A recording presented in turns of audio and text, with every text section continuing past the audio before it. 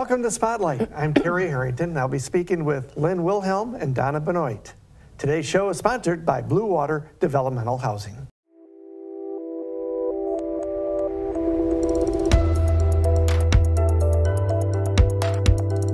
Well, ladies, we're talking today about the Lexington Business Association, and my guess is this has to be your Christmas time, isn't it? Yes, it is. This is the big season for Lexington, and we have a lot of things going on.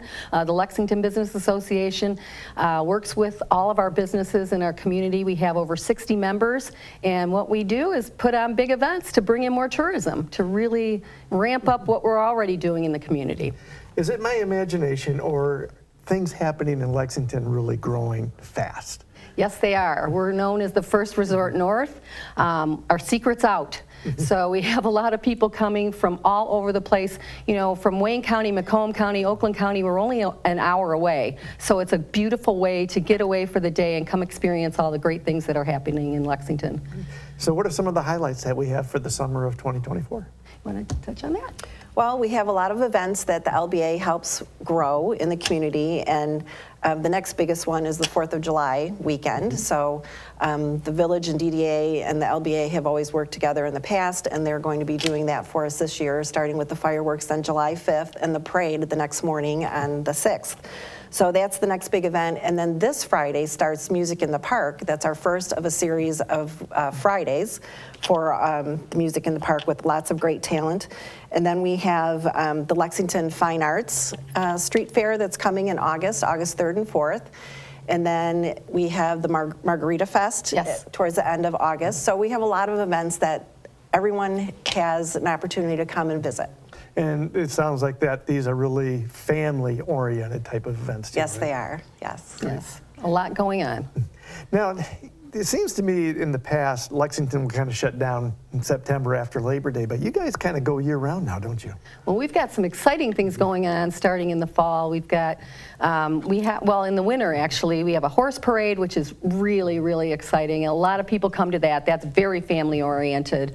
And then we have a Christmas in the village, which is great. And then we have Winterfest, which we brought in, over 1,000 people during the dead of winter. We have the Polar Plunge, and we have a chili cook-off. So there's things going on all year round, and what we're really trying to do with the LBA is promote that and get more people to come to support our businesses all year round. And my guess is, too, the business part of it, the individual businesses that come in, you're really starting to grow and see a lot more of that, too, aren't we? Yeah, we're pretty full. I mean, we don't have any vacancies in our downtown area. We've got some really interesting restaurants. We've got a lot of B&Bs. We've got a big hotel that has been revamped. And of course the marina with boating all year round. So we've got a lot of opportunity to come and visit and stay overnight. Also, Lakeview Hills has a golf course that is outside of town, but they're a beautiful hotel that has just redone their entire facade and redone some of the golf course, and they've got a great new restaurant there. So there's a lot of things to do right downtown and outside of the village also. And my guess is, too, you've got one of the biggest public beaches on the east side, on the Thumb Coast, too, don't you? Yes. Do you find a lot of people come up just for the beach? They do. Especially those from out of Detroit and that area? Absolutely. So my guess is, too, you've mentioned because your proximity to Detroit, you get a lot of repeat people coming through, don't you? Well, once the word's out and once they come back often. So it's great. And like I said, it's a short drive.